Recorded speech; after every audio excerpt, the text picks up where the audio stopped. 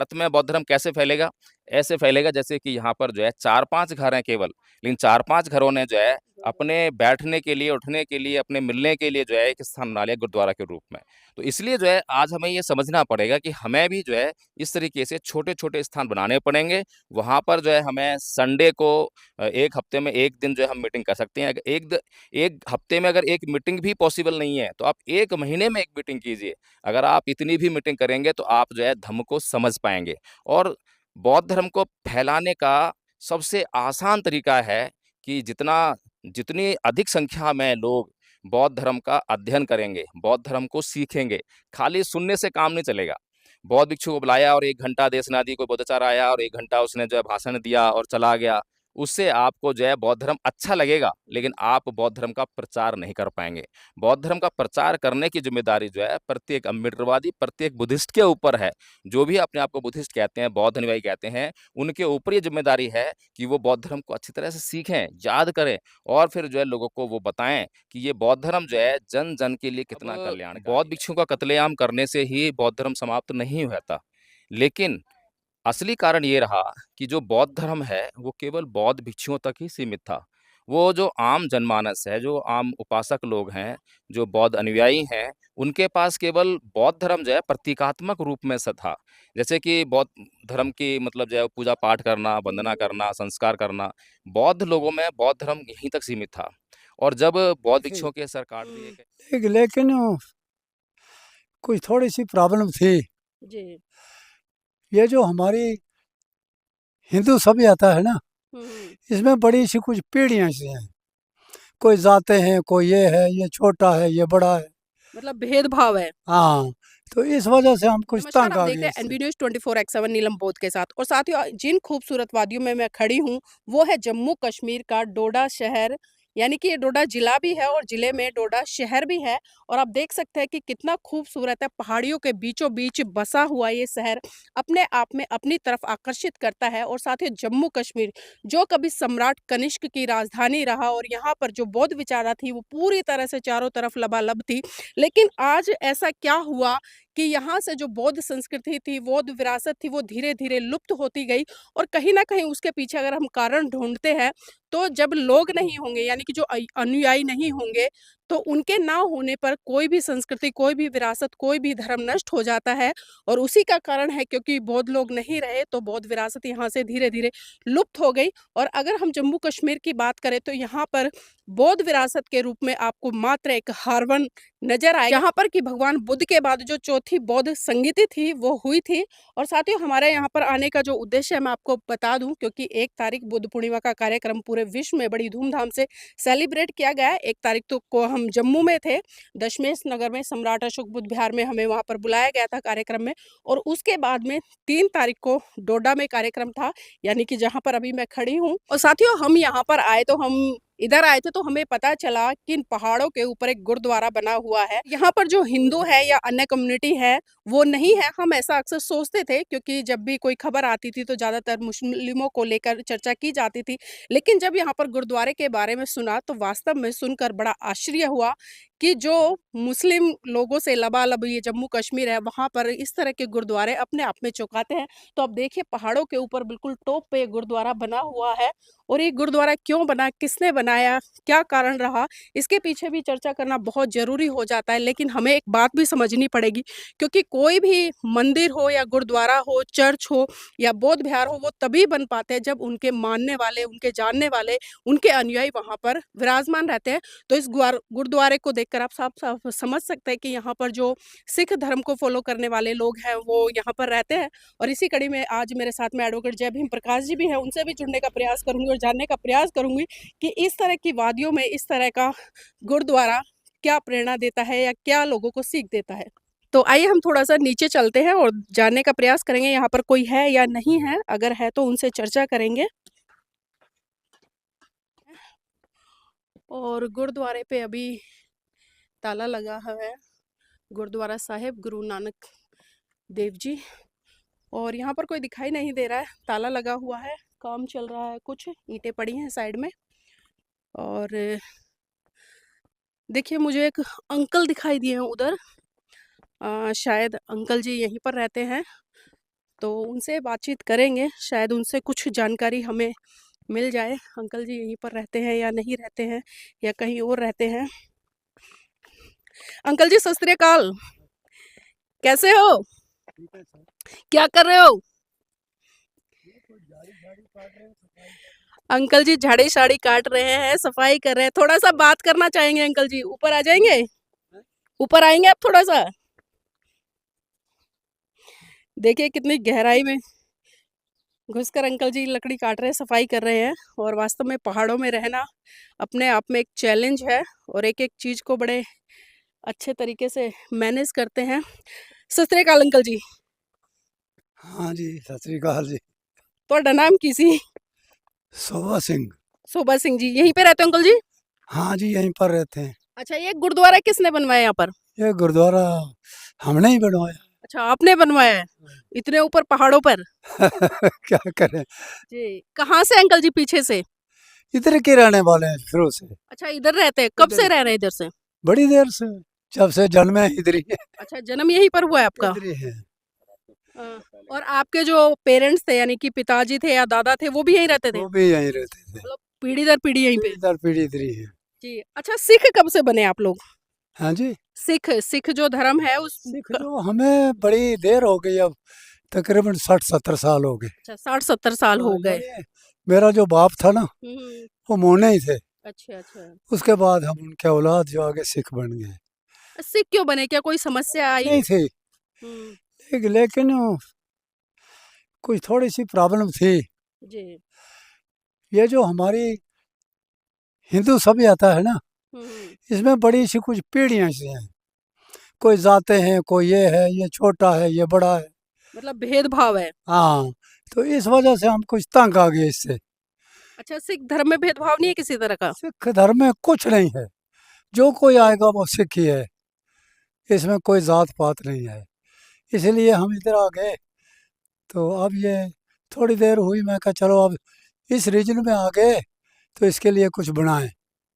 तो इसलिए हमने ये गुरुद्वारा बना लिया। तो अब कितने सुबह कितने लोग हैं यहाँ पर जो सिख धर्म को यहाँ फॉलो पर करते हैं? 7-8 घर हैं यहाँ पर हमारे। अच्छा, आपके तो यहाँ पर उधर 7-8 है। उधर ऊपर रहते हैं, वहाँ सड़क के ऊपर। हम्म। तो बाकी सिख आबादी बड़ी कम है यहाँ। यहाँ सबसे ज्यादा आबादी कौन सी है? यहाँ कुछ हिंदू हैं, कुछ थोड़े से मुसलमान भी हैं। अच्छा, हिंदू मुसलमान ज्यादा है या हिंदू? नहीं, हिंदू ज़्यादा हैं। हिंदू ज्यादा है। हाँ, मुसलमान तो ऊपर शैया वगैरह सर से। अच्छा अच्छा। तो वो तंग करते हैं क्या वो लोग? ना ना, तंग कोई नहीं करता। अच्छा, तंग कोई नहीं हमारा करता। भाईचारा फर्स्ट क्लास है सबके साथ। किसी वक्त था कोई मसला, लेकिन आज कुछ नहीं है। मतलब पहले समस्याएं थी, पहले तंग करते थे, अब नहीं है। पहले नहीं, पहले था कोई थोड़ा, चलो माहौल ऐसा था। तो देखिए हमारे साथ में बाबा जुड़े हैं और उन्होंने बताया है और वास्तव में जो बाबा साहब की एक लाइन थी, क्योंकि जो व्यवस्था, जो संस्कृति, जो धर्म आपके ऊपर अत्याचार शोषण करे उसे आपको छोड़ देना है।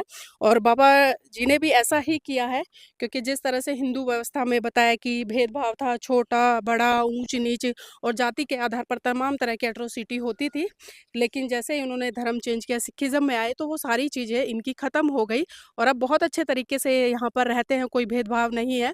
और उसका कारण एक और है, क्योंकि अब भारत में संविधान है और संविधान की ताकत है, कानून है, तो कानून का कहीं न कहीं लोगों में डर बना रहता है। इसके कारण वो किसी भी तरह से भेदभाव नहीं करते हैं और करते हैं तो फिर वो कह समझ सकते हैं आप कितने मंदबुद्धि हैं। और इसी कड़ी में मेरे साथ में एडवोकेट जय भीम प्रकाश जी भी हैं, उनसे भी जानने का प्रयास करूँगी और जुड़ने का प्रयास करूँगी कि आज जो यहाँ पर आए हैं, किस तरह से चीज़ों को देखते हैं, समझते हैं और जो सामाजिक और धार्मिक परिवेश है किसी भी जगह का, वो किसी भी व्यक्ति के जीवन में कितनी महत्वपूर्ण भूमिका रखता है। सर, आपका स्वागत है एनबी न्यूज़ में। जय भीम, नमो बुद्धाय, आदरणीय नीलम बोध जी। सर, यहाँ पर अभी मैंने अंकल जी से भी बात की है, यहाँ के परिवेश के बारे में भी बताया है और जिस तरह से सम्राट कनिष्क की राजधानी रहा कभी पूरा जम्मू कश्मीर, लेकिन आज वो विचारधारा यहाँ पर नहीं दिखती है। तो क्या लगता है इसके पीछे क्या कमियां हैं या क्या कारण है? देखिए नीलम जी, ये हम इतिहास को पढ़ के अच्छी तरह समझ सकते हैं कि कश्मीर ही नहीं, बल्कि कश्मीर से आप जो है आगे जाएँगे तो पूरा एशिया जो है, ईरान तक, ईरान से भी आगे तक जो है, ये जो सारा भूभाग था, ये बौद्ध धर्म को मानने वाला था। बौद्ध धर्म के यहाँ पे लोग रहते थे। उसका बहुत जीता जागता उदाहरण जो है अभी अफ़गानिस्तान में आपने बामियान में भगवान बुद्ध की इतनी बड़ी-बड़ी विशालकाय मूर्तियाँ जो चट्टानों को काट के बनाई गई थी, उसको तालिबान ने तोड़ा। तो वहाँ से आप समझ सकते हैं कि कितने बड़े पैमाने पर जो है बुद्धिज़्म जो है, इस भूभाग का एकमात्र धर्म था। लेकिन जैसे ही इस्लाम का आक्रमण हुआ, तो इस्लाम जो है ईरान के साइड से ही आक्रमण करता हुआ आया और वहाँ से जो है बौद्ध धर्म का सफाया करता हुआ। तो वहाँ से जो बौद्ध भिक्षु थे, तो बौद्ध भिक्षुओं का जो है क्योंकि ड्रेस कोड होता था, चीवर पहनते थे, तो आसानी से पहचाने जाते थे, तो उनका कत्लेआम करते हुए आए। अब बौद्ध भिक्षुओं का कत्लेआम करने से ही बौद्ध धर्म समाप्त नहीं हुआ था, लेकिन असली कारण ये रहा कि जो बौद्ध धर्म है, वो केवल बौद्ध भिक्षुओं तक ही सीमित था। वो जो आम जनमानस है, जो आम उपासक लोग हैं, जो बौद्ध अनुयायी हैं, उनके पास केवल बौद्ध धर्म जो है प्रतीकात्मक रूप में से था। जैसे कि बौद्ध धर्म की मतलब जो है पूजा-पाठ करना, वंदना करना, संस्कार करना, बौद्ध लोगों में बौद्ध धर्म यहीं तक सीमित था। और जब बौद्ध भिक्षुओं के सर काट दिए गए, बौद्ध भिक्षुओं का कत्लेआम हुआ और जो बचे वो यहाँ से भाग गए, तो उसके बाद जो है जो बौद्ध समुदाय था, उसे बहुत बड़ी मात्रा में मतलब संस्कारों का अभाव नज़र आया कि भई संस्कार कौन कराएगा? और उस समय तक ये 12वीं शताब्दी का सीन बता रहा हूँ आपको मैं। 12वीं शताब्दी में अलाउद्दीन खिलजी इस देश में आता है, आक्रमण करता है और ये जो इस्लाम का जो बहुत बड़ा आक्रमण जो है इसी पीरियड में हुआ। तो उस समय जब ये जो भूमि है बौद्ध भिक्षुओं से रहित हो गई, बौद्ध भिक्षु शून्य हो गई, तो उसके बाद जो बौद्ध समुदाय है, ये 12वीं शताब्दी तक आते-आते बौद्ध धर्म उनके पास केवल प्रतीकात्मक रूप में रह गया, संस्कारों के रूप में रह गया और संस्कारों की बहुत एक तरह कहेंगे कि बुरी आदत जो है, बौद्ध समुदाय को पड़ गई थी। अब बौद्ध धर्म का जो मूल तत्व है, वो गायब है, लेकिन बौद्ध संस्कारों की उनको बहुत भारी आवश्यकता है और बौद्ध भिक्षु वहाँ पर है नहीं। तो दूसरी तरफ जो है, जो ब्राह्मण धर्म है, जो ब्राह्मण लोग हैं हम जानते हैं कि ब्राह्मण जो है हर एक ब्राह्मण गृहस्थ होता है। गृहस्थ भी है और पुजारी भी होता है और हर एक ब्राह्मण जो है अपने बच्चों को बचपन से ही वो वेद पाठी बनाता है। हर एक ब्राह्मण जो वेद पाठी होता है। तो इस तरह से जो है ब्राह्मण का धर्म बचा रहा क्योंकि वो गृहस्थ है, उसका कोई ड्रेस कोड नहीं है और बहुत बड़े पैमाने पर क्योंकि सारे गृहस्थ जो हैं वो वेद पाठी हैं, सारे ब्राह्मण वेद पाठी हैं, तो कैसे उसका अंत होगा? तो इसीलिए जो है जब यहाँ पर बौद्ध भिक्षु नहीं रहे तो ज ब्राह्मणों ने जो है इन्हीं बौद्ध अनुयायियों को क्योंकि जिनको संस्कार करने की आदत पड़ गई है, किसी को गृह प्रवेश का संस्कार कराना है, किसी को मृत्यु संस्कार कराना है, किसी को विवाह संस्कार कराना है, तो ब्राह्मणों ने इनको ऑफ़र किया कि लाइए आपका संस्कार हम करा देते हैं। जी। तो जैसे ही ब्राह्मणों ने इनको ऑफ़र किया, उन्होंने कहा हाँ, भई संस्कार तो कराना पड़ेगा, बिना संस्कार के तो हम घर में नहीं घुस सकते हैं, बिना संस्कार के जो है हम विवाह नहीं कर सकते हैं, मृत्यु संस्कार नहीं होगा तो हमें शांति नहीं मिलेगी, समस्या रहेगा, स्वर्ग नरक की भी बातें मतलब चल पड़ी हैं। तो इसलिए जो है ये कारण रहा कि इतनी आसानी से जो है इतना बड़ा भूभाग जो बौद्ध था वो जो है आसानी से या तो इस्लाम में कन्वर्ट हो गया। इस्लाम में कन्वर्ट होने का एक ही कारण था वो थी तलवार की नोक। या तो तलवार की नोक से कन्वर्ट हुए और कुछ जो है जाति का जो दंश झेल रहे थे, भेदभाव जो अभी आपने देखा बाबा जी जो बोल रहे थे कि हिंदू लोग जो है जाति का अत्याचार करते, जाति भेदभाव करते थे, जिसके कारण जो है उन्होंने जो है सिखिज़्म में वो कन्वर्ट हो गए। तो इसी तरह से जो है ये जो बहुत बड़ा भूभाग था उस समय मैं ये समझता हूँ कि जब बौद्ध थे तो अत्याचार तो नहीं है, जातीय अत्याचार नहीं है, जातीय शोषण नहीं है, लेकिन वहाँ पर कन्वर्जन का एक कारण रहा, वो जो इस्लाम में कन्वर्ट हुए हैं, वो ज़ोर-ज़बरदस्ती वाले कन्वर्ट वो उनको तलवार की नोक पर जो है उनको कन्वर्ट किया गया है। दूसरा जो कन्वर्जन है जो ब्राह्मण धर्म में जो है, अभी बताया मैंने कि जो ब्राह्मण धर्म में यानी कि हिंदू धर्म में जो कन्वर्ट हुए आज जिसको हिंदू धर्म कहते हैं, ये बेसिकली ब्राह्मण धर्म कहेंगे इसको। तो इसमें जो कन्वर्जन हुआ है, वो संस्कारों की वजह से हुआ है। तो इसलिए आज जब हम यहाँ पर आए और ये देखा क्योंकि सभी जानते हैं कि आज आपको जो है कश्मीर में बौद्ध लोग सूंघने को भी नहीं मिलेंगे। अगर हम बौद्ध धर्म की यहाँ बात करें, तो बौद्ध धर्म जो है हारवान और अखनूर में कुछ अवशेषों के रूप में यहाँ पर जो है बौद्ध धर्म शेष रह गया है। इसके अलावा बौद्ध धर्म की आपको निशानियाँ नहीं मिलेंगी। लेकिन सर अभी कश्मीर में एक बहुत बड़ा भाग जो पुरातत्व विभाग ने खोदा तो वहां पर खुदाई में सारे बौद्ध अवशेष मिले थे हाँ। और अभी उसकी खुदाई चल रही है, संरक्षण में है एक तरह से वो। हुँ। लेकिन उसके बावजूद क्या चीजें हैं, क्योंकि सरकार भी कहीं ना कहीं हम देख रहे हैं कि ऐसी धरोहरों को, ऐसी संस्कृति को थोड़ा सा खुदाई कराते जब पता चलता है कि बौद्ध विरासत है तो फिर वो रुकवा देती हैं। सरकार ऐसे लोगों की है ना, सरकार जिन लोगों की है वो नहीं चाहते कि यहाँ पर जो है बौद्ध धर्म जो है किसी प्रकार से उसका पुनरुत्थान हो। लेकिन एक बात तो है कि बौद्ध धर्म जो है दोबारा से इस देश में तो फैलेगा ही फैलेगा, इस संसार में भी फैलेगा। और कल हमने यहाँ पर जो है आपके इस डोडा जिले में, इस डोडा शहर में एक कार्यक्रम आयोजित किया बुद्ध पूर्णिमा का। बुद्ध पूर्णिमा हालाँकि 1 तारीख को थी, लेकिन 3 तारीख को क्योंकि संडे था तो उस दिन जो है यहाँ के लोगों ने कार्यक्रम रखा यहाँ पर और बहुत अच्छी तरह से उसको सेलिब्रेट किया और यहाँ के लोगों को बताया गया कि आखिर धर्म क्या है। और जिनको ये धर्म समझते हैं, वो तो धर्म के नाम पर अधर्म कर रहे हैं। धर्म तो उनको पता ही नहीं है। जो मानवीय व्यवहार है वो तो गायब है। केवल जी। पूजा-पाठ और कर्मकांड ही धर्म के नाम पर शेष रह गया है। तो यहाँ के लोगों को अब जो है ये समझ में आया और यहाँ से जो है बात आगे बढ़ेगी। लेकिन मैं एक बात समझाना चाहता हूँ अम्बेडकरवादियों को, जो कि ये चाहते हैं कि भारत में बौद्ध धर्म फैले। भारत में बौद्ध धर्म कैसे फैलेगा?